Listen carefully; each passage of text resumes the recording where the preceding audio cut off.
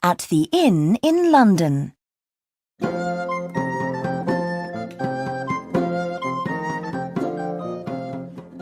When March finishes, the rains in April bring the first flowers of spring.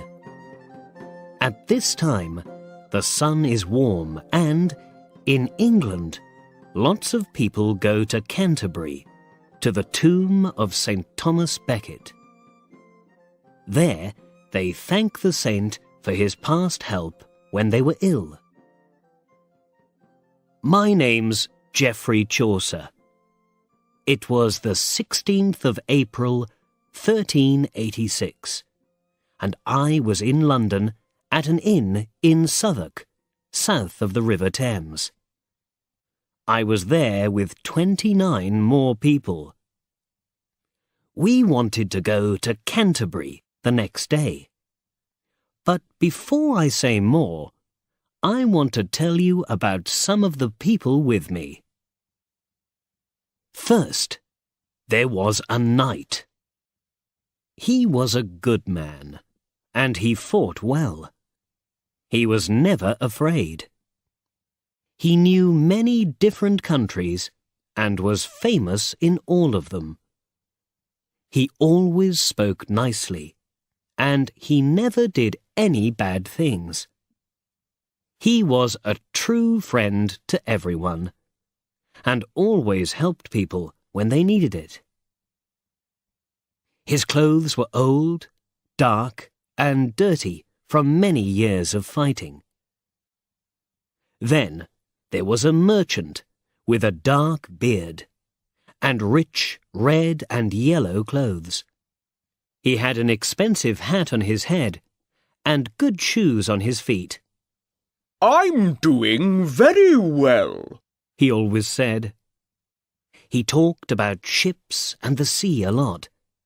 He was interested in changing money from different countries and was a very quick thinker. He looked richer than he truly was. Next to the merchant, there was a clerk from Oxford. He was a student, and he loved reading books.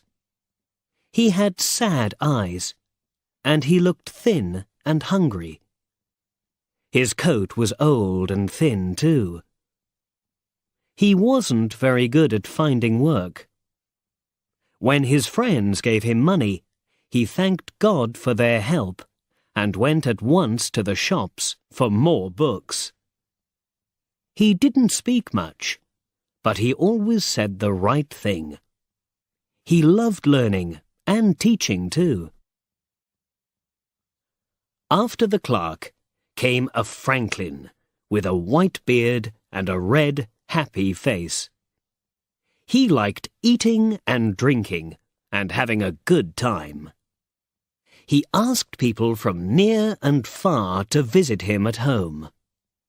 Summer or winter, his table was always ready for them with lots of good things to eat on it. He was an important man. He knew right from wrong, and people listened to him. There was a woman from Bath, too. Everyone called her the wife of Bath. Her face was open and nice-looking, but she couldn't hear very well. In her red dress, she was a big woman with a big smile, big teeth, and a big red hat on her head. She laughed a lot and talked easily, and she knew all about love. So there we were, all 30 of us, at the inn. We all sat down at the table, and the landlord, a tall, fat man, brought us the best dinner in London. After we finished eating, the landlord smiled and said, "We're going to Canterbury tomorrow, and that's 4 days from here. One by one, let's all tell a story on the road. When you listen to a story, the time goes quicker. And to the teller of the best story, we can give a free dinner here at my inn when we get back. What do you say? We all said Yes! happily to the landlord. The question now was, who goes first?